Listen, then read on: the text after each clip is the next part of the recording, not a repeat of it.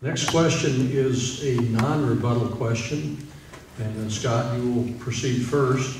As the county's lead law enforcement officer, share your thoughts on the relationship between the county attorney's office and law enforcement officers throughout the county.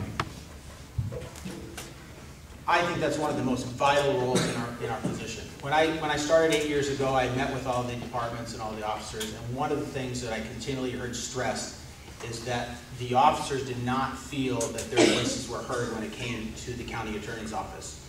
We have changed that. We weekly will meet with the investigators meetings, which involves all of the departments in the office. I work and meet with daily the different officers and deputies that are working on individual cases. So I think that the relationship, not only between my office and the law enforcement office, but our ability to foster a good working relationship between all of the law enforcement agencies in the county is vitally important. Thank you. And Justin, as the county's lead law enforcement officer, share your thoughts on the relationship between the county attorney and law enforcement officers throughout the county. Thank you.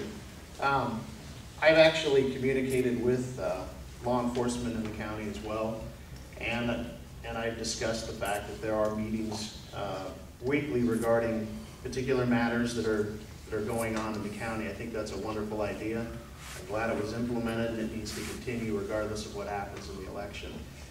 It's just like any office meeting, only it's on a much larger scale, so that law enforcement can work together and know what's going on in one particular area, because a lot of time issues can come up where they may know of one particular individual or a description, and they can pass that along to other law enforcement officials.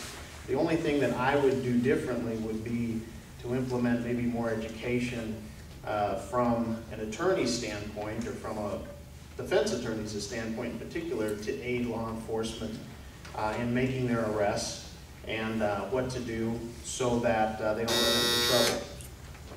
Thank you.